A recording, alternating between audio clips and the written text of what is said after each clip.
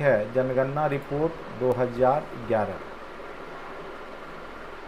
जनगणना ज्योग्राफी का भी टॉपिक है, इकोनॉमिक्स का भी टॉपिक है, तो इसीलिए, और बिहार स्पेसिफिक भी टॉपिक है ये।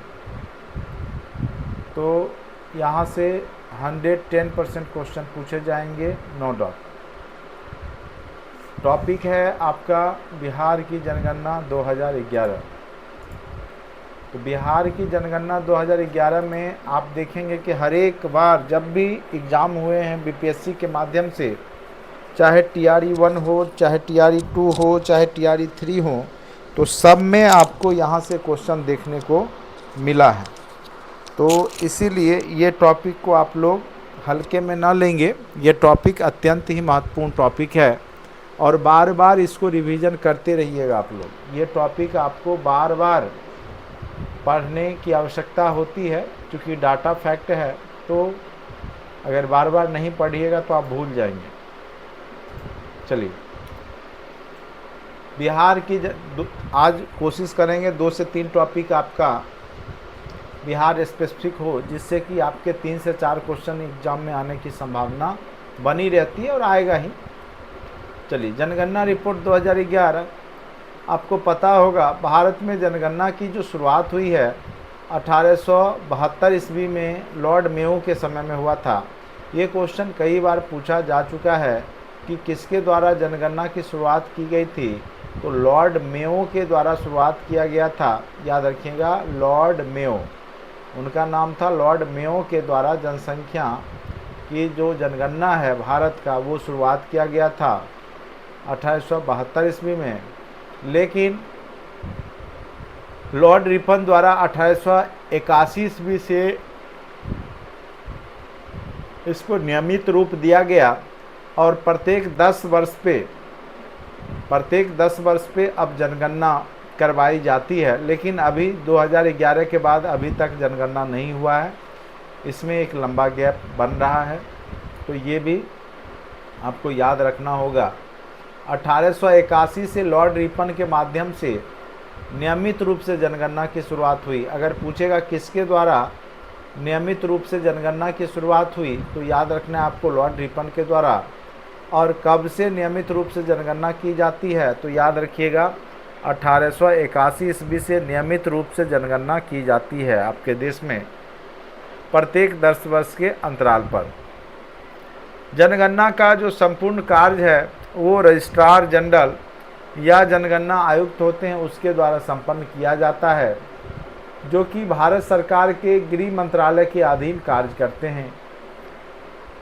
तो जो जनगणना आयुक्त होते हैं किसके अधीन कार्य करेंगे, तो भारत सरकार के अंदर जो गृह मंत्रालय है उसके अधीन ये काम करते हैं। ये क्वेश्चन आपको TRE के एग्ज़ाम में पूछा गया था कि 1921 के जनगणना का जो महान विभाजक वर्ष कहा गया है, क्यों कहा गया है, इसके क्या कारण थे, जिसका कि आपका रिजल्ट आया था इनमें से एक से अधिक कारण। तो देखिए, जनसंख्या वृद्धि में जब ऋणात्मक प्रदर्शन देखने को मिला, भारत की जनगणना जो है 1911 से 21 के दौरान माइनस में चली गई थी, ऋणात्मक हो गई थी, यानी जनगणना जो दर वृद्धि का है वो और माइनस में चला गया था। तो इस कारण से 1921 की जनगणना का या जनसंख्या वृद्धि का एक महान विभाजक वर्ष के रूप में जाना जाता है, क्योंकि जो 1911 से 21 के दौरान जनसंख्या जो है ना के बराबर बढ़ी और कई जगहों पे तो ऋणात्मक भी जनगणना देखने को मिला। तो यहाँ पर 1921 का जनगणना का महान विभाजक वर्ष इसीलिए हुआ क्योंकि जनसंख्या बढ़ने के बजाय और घट ही गई थी 1921 की जनगणना में, ठीक है, इसीलिए इसको महान विभाजक वर्ष कहा गया। ये अत्यंत महत्वपूर्ण है, क्वेश्चन निश्चित रूप से पूछे जाते हैं और पूछे गए भी हैं आपके TRE के एग्ज़ाम में या प्रशासनिक सेवा में, यहाँ से क्वेश्चन आते ही रहेंगे। इसीलिए ये टॉपिक को आप लोग अच्छे से समझने का प्रयास कीजिए। अब देखिए, पूरे देश में जिला की संख्या कितनी, ये भी क्वेश्चन आपको TRE के एग्ज़ाम में पूछा गया था। कई लोग 39 मार देते हैं। देखिए, 39वां प्रस्तावित है जो कि बाढ़ है। ठीक है, 62 जिला प्रस्तावित है, लेकिन अगर वर्तमान में पूछे कि कितने ज़िले हैं तो आपको 38 जिला ही कहना है अभी। ठीक है, ये यहाँ से एकदम फिक्स रहता है कि जनसंख्या से क्वेश्चन आएगा ही। अगर पूछे ओवरऑल जनसंख्या क्या है तो 10.5 करोड़ एक राउंड फिगर याद रखिएगा कि जो बिहार राज्य की जो जनसंख्या है लगभग 10.5 करोड़ है, जिसमें 5.5 करोड़ पुरुष हैं और 5 करोड़ महिला हैं। ऐसे राउंड फिगर में आपको याद रखना होगा। बाकी अगर ये पूरा डिजिट याद कर सकते हैं तो बहुत अच्छी बात है, लेकिन आपको याद करना इतना आसान काम होगा नहीं, इसीलिए 10.5 करोड़ टोटल याद रखिए, 5.5 जिसमें पुरुष को याद रखिए और 5 के आसपास महिलाओं की संख्या याद रखिएगा। ठीक है, 5 करोड़ के आसपास। ठीक है, टोटल 10.5 करोड़ एक राउंड फिगर याद रखना है आपको। अब देखिए, जो दशकीय वृद्धि है 10 वर्षों में, जो 2001 से 2011 के अनुसार जो जनसंख्या की जो वृद्धि हुई है उसमें जो प्रतिशत वृद्धि देखने को मिला है वो बहुत ज़्यादा देखने को मिला है। बिहार जैसे राज्यों में 25.4% की दर से, यानी 10 वर्ष में जनसंख्या अगर 100 होगी तो अब 125.4 हो गई 10 वर्षों में 2011 के अनुसार। यानी जो 2001 से 2011 में जो जनसंख्या की वृद्धि हुई वो लगभग 25.4% की वृद्धि हुई, जो कि पूरे देश में बिहार का वृद्धि में 6ठा पोजीशन था। अगर जनसंख्या घनत्व की बात करें तो भारत में बिहार प्रथम स्थान पर आता है, लेकिन वृद्धि के मामले में 6ठे स्थान पर है। ये आपको याद रखना होगा। और कितना प्रतिशत की वृद्धि हुई है तो 25.4% 2001 से 2011 के बीच में। अब देखिए, बिहार की जनसंख्या घनत्व के मामले में हमने बोला कि बिहार का पोजीशन प्रथम है, लेकिन कितना जनसंख्या घनत्व है? आखिर जनसंख्या घनत्व होता क्या है? तो प्रति वर्ग किलोमीटर इकाई, यानी 1 किलोमीटर लंबा जगह है, 1 किलोमीटर चौड़ा, इस टोटल क्षेत्रफल में जितने लोग रहेंगे, जितनी आबादी रहेगी, उसको जनसंख्या का घनत्व कहा जाता है। तो बिहार में जनसंख्या का घनत्व 1106 व्यक्ति प्रति वर्ग किलोमीटर है, जो कि पूरे देश में भारत में बिहार को नंबर 1 पोजीशन पे लाता है। यानी बिहार जो है प्रथम स्थान पे है जनसंख्या के घनत्व के मामले में। याद रखिएगा, बिहार कितने पोजीशन पे है जनसंख्या के घनत्व के मामले में? तो बिहार प्रथम स्थान पे है जनसंख्या के घनत्व के मामले में। Good evening to all, good evening. अच्छे से सुनिएगा ये टॉपिक, ठीक है? कई लोग पहले भी पढ़े होंगे, फिर भी एक बार सुन लीजिए। अब देखिए, लिंगानुपात की बात करें, लगभग टॉपिक तो आपको पढ़ा ही रखे हैं, बस रिपीट ही हो रहा है। करेंट अफेयर्स के टॉपिक फिर मैं आपको लास्ट में करवाऊंगा एग्ज़ाम के टाइम पे, अभी करवाने से कोई फ़ायदा मुझे नहीं लगता है, ठीक है? इसीलिए जो रिवीजन हो रहा है वो सब भी करते रहिए। लिंगानुपात होता है कि प्रत्येक 1000 पुरुषों पे महिलाओं की संख्या, यानी 1000 पुरुष में कितने महिला है, ठीक है? तो उसको हम बोलते हैं लिंगानुपात। तो ओवरऑल लिंगानुपात की बात करें बिहार का तो 918 है, जो कि पूरे देश में 25वें पोजीशन पे है, यानी बेहतर नहीं है संपूर्ण लिंगानुपात के अनुसार।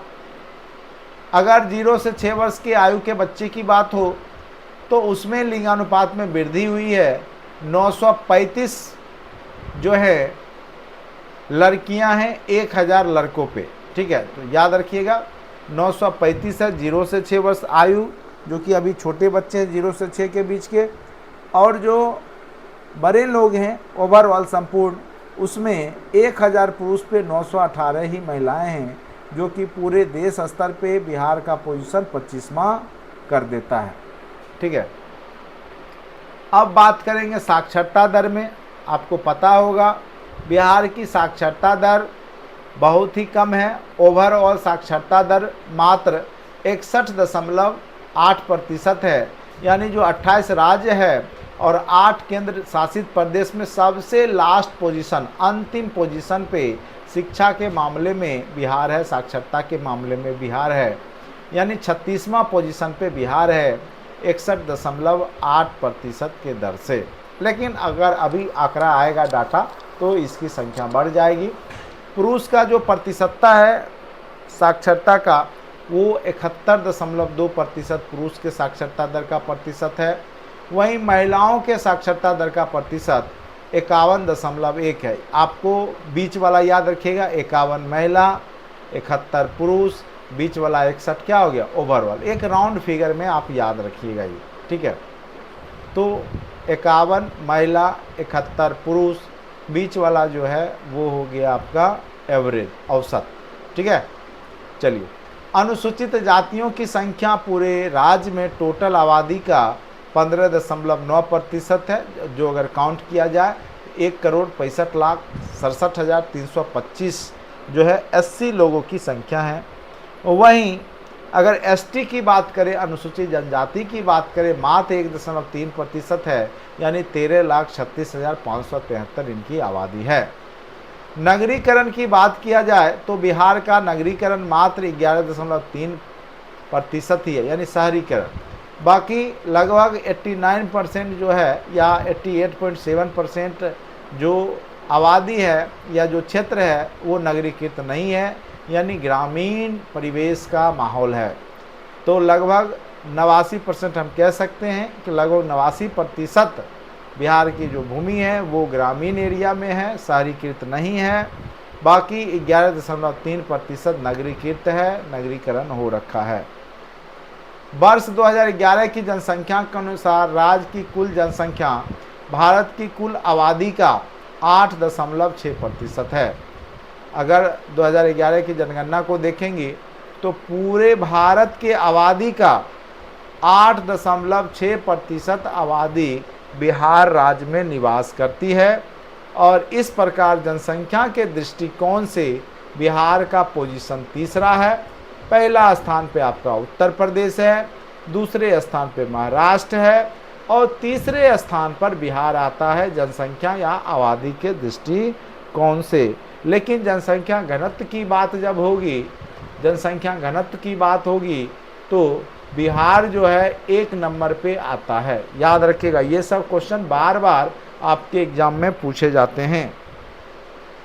अब है बिहार का क्षेत्रफल पूरे देश के क्षेत्रफल का कितना प्रतिशत। जैसे ये मान के चलिए ये पूरा अगर हम क्षेत्रफल पूरे भारत का बना दे, ठीक है, ये पूरा भारत बना दे तो इसका जो है मात्र 2.86% पार्ट में ही बिहार है, जो कि इसको क्षेत्रफल की दृष्टि से 13वां राज्य बनाता है, ठीक है। उसके बाद जनसंख्या वृद्धि दर 13वां 12वां देखते रहिएगा। राज्य की संख्या घटती है तो कई बार 12वां भी लिखा रहता है, 13वां वो नेट से एक बार सर्च मार करके अपडेट हो लीजिएगा 12वां है या 13वां है। ये आपका टास्क रहा, नेट पे लिख के सर्च कीजिएगा कि बिहार का पोजीशन क्षेत्रफल के हिसाब से वर्तमान में केमा है, ठीक है। इसको अपडेट थोड़ा कर लीजिएगा। 13वां है तो ठीक है, अगर 12वां है तो उसको 12वां कर लीजिएगा। अब है जनसंख्या वृद्धि दर। ये तो अभी तुरंत आपको बताया 25.4% की वृद्धि हुई, जो कि पूरे देश स्तर पे वृद्धि थी 17.7% थी। पूरे राष्ट्रीय वृद्धि कितना था 17.7%, लेकिन राष्ट्रीय वृद्धि से 7.7% अधिक वृद्धि जनसंख्या के मामले में बिहार में हुआ। तो औसत वृद्धि 2001 से 11 के दौरान 7.7% अधिक वृद्धि पूरे देश स्तर पे बिहार का रहा। चलिए 1991 से 2001 का नहीं पूछेगा, 28.6 इससे ज़्यादा था। अब देखिए यहाँ से निश्चित रूप से आपके एग्जाम में क्वेश्चन पूछे जाएंगे। सर्वाधिक जनसंख्या वृद्धि कहाँ पे हुआ बिहार में? तो सर्वाधिक जनसंख्या वृद्धि जो हुआ मधेपुरा में हुआ। देखिए ये सब क्वेश्चन एचएम वाले जो तैयारी कर रहे हैं वो सब एकदम बिहार स्पेशल अच्छे से पढ़ के जाइएगा, मॉडर्न हिस्ट्री अच्छे से पढ़ लीजिएगा, ठीक है। और जो आपका टीचिंग एप्टीट्यूड वगैरह पढ़ा रखें उसको अच्छे से देखिएगा। बाकी ये सब आपका जो भी टीचिंग एप्टीट्यूड के क्वेश्चन होते हैं बेसिक जनरल नॉलेज के होते हैं, और उसमें आप जितना भी पॉजिटिव सोच के बना सकते हैं प्रैक्टिस करते रहिए टीचिंग एप्टीट्यूड का, ठीक है। मैं आपको वन लाइनर बहुत सारा PDF आपको भेज दूंगा, ऑब्जेक्टिव टाइप के क्वेश्चन, उसको आप लोग एक बार ज़रूर देख लीजिएगा। क्वेश्चन लगभग वही सब रहता है, आज मैं आपको भेज दूंगा। तो टीचिंग एप्टीट्यूड जो आपका चाइल्ड साइकोलॉजी है, बाल मनोविज्ञान है, वो सब क्वेश्चन भी आपके पूछे जाएंगे। साथ साथ करेंट अफेयर्स और बिहार स्पेशल पे विशेष फोकस कीजिएगा। अब देखिए बिहार यहाँ है, सर्वाधिक जनसंख्या वृद्धि किस जिला का हुआ, तो मधेपुरा का हुआ 2001 से 11 के दौरान 31.12। दूसरे नंबर पे किशनगंज रहा। न्यूनतम जनसंख्या वृद्धि गोपालगंज का हुआ। दूसरा में दरभंगा, जहाँ पे न्यूनतम मात्र 19.02% की वृद्धि हुई। सर्वाधिक जनसंख्या वाला जिला अगर पूछेगा तो याद रखिएगा वो है पटना, और सेकेंड पोजीशन पे है आपका वो है पूर्वी चंपारण। सबसे बड़ा जिला में भी आता है पश्चिम चंपारण, पूर्वी चंपारण भी बड़ा जिला है, तो स्वाभाविक है ओवरऑल जनसंख्या ज़्यादा होगी, लेकिन जनसंख्या घनत्व में ये एक नंबर पे नहीं है।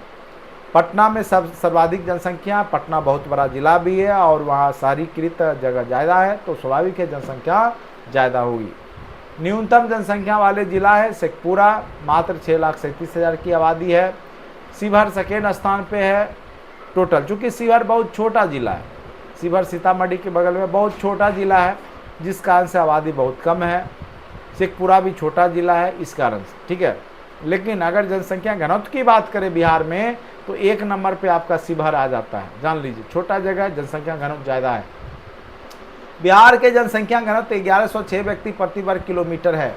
बिहार में जनसंख्या घनत्व कितना है, तो याद रखिएगा 1106 व्यक्ति प्रति वर्ग किलोमीटर है। जबकि भारत की जनसंख्या जो घनत्व है भारत की, याद रखिएगा 382 व्यक्ति प्रति वर्ग किलोमीटर है। बहुत ही महत्वपूर्ण लाइन है, कई बार क्वेश्चन पूछा हुआ है। बिहार की जनसंख्या घनत्व क्या है, तो 1106 व्यक्ति प्रति वर्ग किलोमीटर। वहीं भारत की जनसंख्या घनत्व की बात करें तो कितना है, तो 382। ये क्वेश्चन बार बार पूछा हुआ है।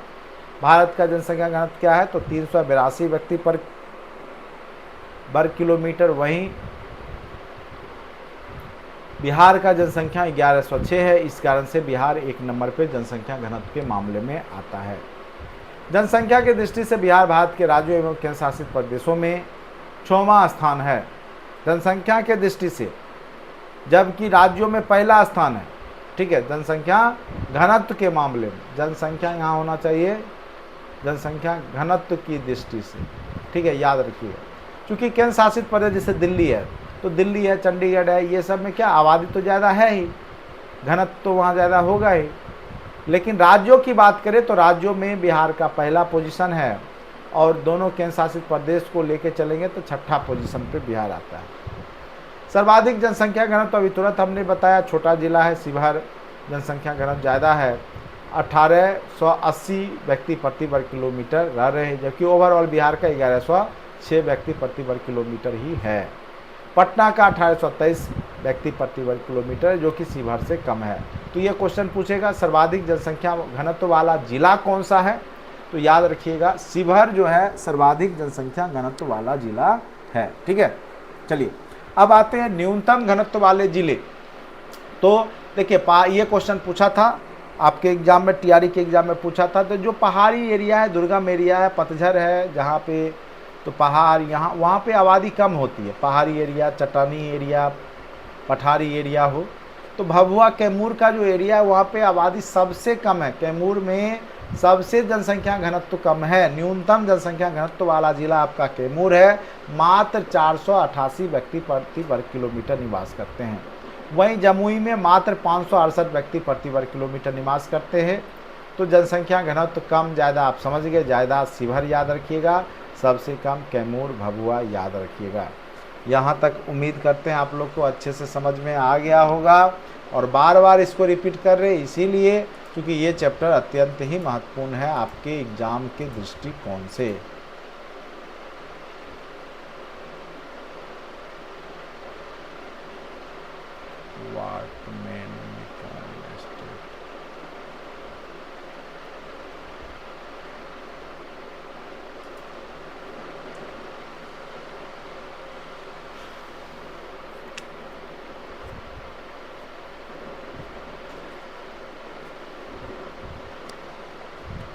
अब नया टॉपिक इसी में है, इसी का एक महत्वपूर्ण टॉपिक जनसंख्या में ही हम लोग पढ़ेंगे, साक्षरता दर। ये भी क्वेश्चन आपको पूछा हुआ है, 61, 51, 71 याद रखना है आपको।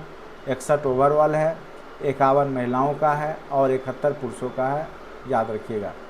वहीं भारत की साक्षरता दर कितनी है, तो 73.0% है।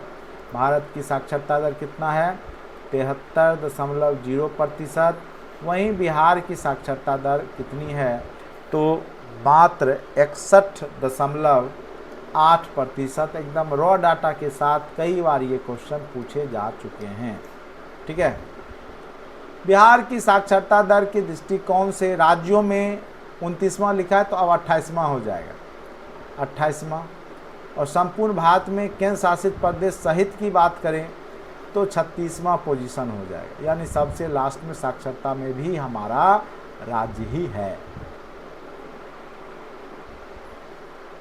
बिहार राज्य का केवल रोहतास, ये भी क्वेश्चन इस बार पूछा, चावल उबल वाला रोहतास में ही होता है। बिहार राज्य का जो रोहतास है वो साक्षरता में राष्ट्रीय औसत से ज़्यादा है। राष्ट्रीय औसत आपको बताया हमने 73.0% है। वहीं रोहतास की साक्षरता दर 73.37% है, यानी राष्ट्रीय औसत से ज़्यादा है। केवल एक ही है, वो है आपका रोहतास। दूसरा स्थान है पटना का 70.68%। न्यूनतम साक्षरता वाला जिला जो है पूर्णिया है, मात्र 51.8% है। सीतामढ़ी 52.5% है। सर्वाधिक पुरुष साक्षरता वाला जिला पूछे पुरुष की साक्षरता में, तो ये भी रोहतास हो जाएगा 82.88%। दूसरा भोजपुर 81.74%। वहीं न्यूनतम पुरुष में पूछेगा तो पूर्णिया याद रखिएगा 59.6%। कटिहार सेकेंड 59.36%। और सर्वाधिक महिला साक्षरता वाला जिला पूछे तो रोहतास है, और सबसे कम महिला साक्षरता पूछे तो सहरसा है, मात्र 41.68% के साथ। यह न्यूनतम साक्षरता में आपका सहरसा जिला आता है महिलाओं के दृष्टिकोण से। अब यहीं पे है एक तथ्य, लिंगानुपात। लिंगानुपात क्या होता है, तो ये बार बार क्वेश्चन पूछे कितने पुरुषों पर, 1000 पुरुषों पे महिलाओं की संख्या को हम लोग लिंगानुपात कहते हैं। 2011 की जनगणना के अनुसार 0 से 6 वर्ष तक के आयु के लिंगानुपात की संख्या जो है ये ओवरऑल 918 है, जबकि अगर 0 से 6 किया जाए तो 935 है। वहीं अगर देश स्तर की बात करें तो देश का, पूरे देश का जो जनसंख्या का लिंगानुपात कह सकते हैं वो 943 है, यानी प्रत्येक 1000 पुरुषों पर महिलाओं की संख्या 943 है। सर्वाधिक लिंगानुपात वाला जिला कौन सा है, तो गोपालगंज। तो याद रखिए गोपाल मतलब कृष्ण, कृष्ण को ही गोपाल कहा जाता है। तो जहाँ पे कृष्ण होंगे, गोपाल होंगे, वहाँ पे महिलाओं की स्थिति बेहतर होगी, ऐसे याद करके रखिएगा। गोपालगंज में 1021 महिलाएं हैं, यानी पुरुषों से ज़्यादा महिलाओं की ही संख्या है गोपालगंज में, याद रखिएगा। वहीं दूसरा पोजीशन सिवान का है, और न्यूनतम लिंगानुपात में मुंगेर 1 नंबर पे है, मात्र 876 महिलाएं ही हैं 1000 पुरुषों में। तो न्यूनतम लिंगानुपात वाला जिला आपका मुंगेर है, 876 मात्र। इस प्रकार से ये सब क्वेश्चन बार बार पूछे गए हैं, तो मेरे तरफ से ये सब क्वेश्चन भी आए हैं।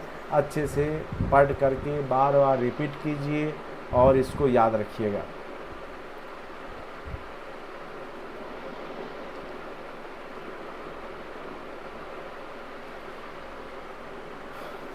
अब आते हैं ग्रामीण नगरीय जनसंख्या के बारे में। ग्रामीण नगरीय जनसंख्या कितनी है वो देखेंगे, तो राज्य में लगभग 88.7% जनसंख्या गाँवों में निवास करती है, यानी बिहार जो है गाँवों का राज्य है, बहुत ज़्यादा गाँवें हैं यहाँ पे।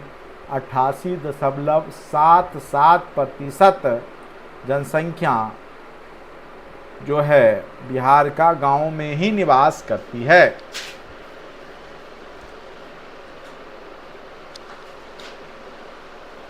उसके बाद है आपका 11.30% जो जनसंख्या है वो नगरीकृत है, नगरों में निवास करती है। सबसे बड़ा नगरीय जनसंख्या सबसे बड़ा नगरीय जनसंख्या वाला ज़िला पटना है और सबसे कम नगरीय जनसंख्या वाला ज़िला शिवहर है। ठीक है, एकमात्र शहर पटना है जिसकी आबादी 25 लाख से अधिक है। बिहार का एकमात्र शहर है जिसकी आबादी 25 लाख से ज़्यादा है, तो वो है पटना। सर्वाधिक नगरीकृत वाले ज़िला पटना ही हैं, 43.07%। दूसरा है मुंगेर का, ये भी क्वेश्चन ग्रेटर लेस देन दे करके पूछ देता है। दूसरा पोजीशन किसका है, तो मुंगेर का है। ठीक है, तीसरा ही किसी अन्य ज़िला का होगा, पटना या आगे मुजफ्फरपुर दे दे या जो भी दे दे, या भागलपुर। न्यूनतम नगरीकृत प्रतिशत वाला ज़िला जो है वो है आपका समस्तीपुर, मात्र 3.47% ही नगरीकृत है। और दूसरा है बांका। ये भी अत्यंत महत्वपूर्ण लाइन है, आपके एग्जाम में पूछे जा सकते हैं। अब हम लोग पढ़ेंगे अनुसूचित जाति और जनजाति। अनुसूचित जाति और जनजाति, ठीक है। 2011 के जनगणना के अनुसार अनुसूचित जातियों की कुल जनसंख्या 1,64,67,325 है, जो कि बिहार की कुल जनसंख्या का 15.9 यानी सीधा सीधी आप 16% बोल सकते हैं। यानी बिहार के आबादी का टोटल 80 जो शेड्यूल कास्ट है, अनुसूचित जाति हैं, उनकी संख्या 16% है। अगर उसको फिगर में काउंट किया जाए तो लगभग 1,64,67,325 हो जाएगा। सर्वाधिक अनुसूचित जाति वाला जो ज़िला है, अनुसूचित जाति वाला जो ज़िला है वो गया है। गया इसलिए आपको पता ही है, गया में सर्वाधिक अनुसूचित जाति 80 लोगों की संख्या है गया में। दूसरा स्थान है पटना अनुसूचित जाति के मामले में, और सबसे कम अनुसूचित जाति के लोग शिवहर में रहते हैं, दूसरा किशनगंज। प्रतिशतता के आधार पर सर्वाधिक जो 80 लोग हैं वो गया में रहते हैं, दूसरा नवादा में 25.47। अगर प्रतिशतता के आधार पर न्यूनतम की बात करें तो सबसे कम न्यूनतम प्रतिशत के रूप में किशनगंज में 80 लोग रहते हैं, दूसरा कटिहार में इनकी संख्या कम है। ठीक है, तो ये आप लोग अच्छे से डाटा याद रखेंगे। ये था अनुसूचित जाति। अब हम लोग देखेंगे अनुसूचित जनजाति को, एसटी। एससी और एसटी अनुसूचित जाति और अनुसूचित जनजाति के बारे में आपने सुना होगा। 2011 के जनगणना के अनुसार बिहार में अनुसूचित जनजातियों की संख्या बहुत ही कम, मात्र 1.3% मात्र। ठीक है, और सर्वाधिक अनुसूचित जनजाति जो एसटी होते, खास करके जंगली एरिया में रहते हैं ये लोग, पहाड़ी एरिया में, तो एसटी की संख्या सर्वाधिक पश्चिम चंपारण में है। 2,50,046 जनसंख्या है पश्चिम चंपारण में अनुसूचित जनजातियों का, याद रखिएगा। दूसरा है कटिहार, एसटी लोगों में। न्यूनतम सबसे कम में शिवहर है, मात्र 318 लोग हैं पूरे जिला में। वहीं अरवल है, 590 लोग हैं। प्रतिशतता के दृष्टिकोण से भी पश्चिम चंपारण में एसटी की संख्या ज़्यादा है, कटिहार में भी सेकेंड स्थान पे है। और सबसे कम न्यूनतम एसटी की संख्या खगड़िया में मात्र 0.4%, दूसरा है समस्तीपुर। ठीक है, बिहार पूछेगा इनमें से बिहार की कौन जनजाति नहीं है, तो ये सब देखिए बिहार की जनजाति समूह है। पहला है उराव, कोरा, खैरवार, गोराइत, चेरो, संथाल, ठीक है, कोरवा, मुंडा, ये सब बिहार के जनजातीय समूह हैं। जनजातीय लोग वे होते हैं जो जंगलों में निवास करते हैं, आदिम समय की तरह अपना जीवन व्यतीत करते हैं। अब आते हैं धर्म आधारित जनगणना। तो यहाँ से भी क्वेश्चन बार बार पूछे जाएंगे। तो सर्वाधिक जो जनगणना है उसके हिसाब से सर्वाधिक संख्या किस धर्म के लोगों का है, तो याद रखिएगा हिंदू का है 82.69%। वहीं मुस्लिम लोगों का 16.87% है। ईसाई की आबादी 0.12% है। सिख, बौद्ध, जैन सब मिला के मात्र 0.02% हैं। वहीं लिंगानुपात में जो हिंदू धर्म में है वो 915 है और साक्षरता दर बेहतर नहीं है, मात्र 47.9% है। ये हिंदुओं की बात हो रही है। वहीं इस्लाम को मानने वाले लोगों का लिंगानुपात 943 है, जो कि हिंदू से बहुत बेहतर है और साक्षरता दर में थोड़ा कम है, मात्र 42% है। वहीं ईसाई धर्म लिंगानुपात में मात्र 974 है, अच्छा है, मतलब मात्र नहीं कह सकते, 974 है कि हिंदू और इस्लाम से ज़्यादा लिंगानुपात बेहतर स्थिति ईसाई का है। साक्षरता दर सबसे बेहतर यहाँ पे दिख रहा है 71.1, लेकिन इससे भी कहीं ज़्यादा जैन धर्म के मानने वाले लोग रहते हैं, 93.3% साक्षर होते हैं। ठीक है, याद रखिएगा। सिख, बौद्ध, जैन 0.02% हैं। लिंगानुपात 879 है मात्र, 841, 904 क्रमशः साक्षरता दर क्या है, तो सिख लोग का साक्षरता दर 79.8 है। बौद्ध का बहुत कम है, 59% है, लेकिन हिंदू से ज़्यादा है। और जैन का सबसे ज़्यादा है प्रतिशतता साक्षरता का, तो वो है 93.3%। यानी सबसे ज़्यादा किस धर्म के मानने वाले लोग साक्षर हैं, पढ़े लिखे हैं, तो याद रखिएगा जैन धर्म के मानने वाले जो लोग हैं वो सर्वाधिक साक्षर हैं, 93.3%। धर्म आधारित जनगणना में सर्वाधिक लिंगानुपात ईसाई मतावलंबी का है, जबकि साक्षरता जैन मतावलंबी का लिंगानुपात ईसाइयों का है। वहीं साक्षरता में जैन का पोजीशन नंबर 1 है। सबसे कम साक्षरता दर मुस्लिमों का है। बिहार की औसत शिशु जन्म दर 27.7 प्रति हज़ार है 2011 के अनुसार, और मृत्यु दर 44 प्रति हज़ार है। ठीक है, शिशु मृत्यु दर। बिहार में पुरुष महिला की औसत आयु 65.5 एवं 66.2 है, यानी पुरुष का 65.5 वर्ष है औसत आयु और महिलाओं का 66.2% है। राष्ट्रीय जनसंख्या आयोग की स्थापना 11 मई 2000 को की गई थी। 11 मई को जनसंख्या दिवस के रूप में मनाते हैं, ये भी क्वेश्चन आपके एग्जाम में कई बार पूछा है। बिहार में औसत मृत्यु दर 6.7 प्रति हज़ार है, यानी 6.7 लोग 1000 में मृत्यु होते हैं। ठीक है, औसत। तो ये थे जनगणना रिपोर्ट 2011। बहुत ही महत्वपूर्ण आंकड़ा आप लोग के बीच में हमने रखा। यहाँ से निश्चित रूप से आपके एग्ज़ाम में क्वेश्चन पूछे जाएंगे, और आप लोग जितना भी वीडियो इकोनॉमिक्स है, ज्योग्राफी है, उसको बार बार देखते रहिए। टॉपिक उसी सब को रिपीट करते रहिए बार बार, कोई अलग चीज़ नहीं पूछे जाते। इन्हीं सब से फिर से आपके एग्ज़ाम में क्वेश्चन क्रिएट किए जाएंगे।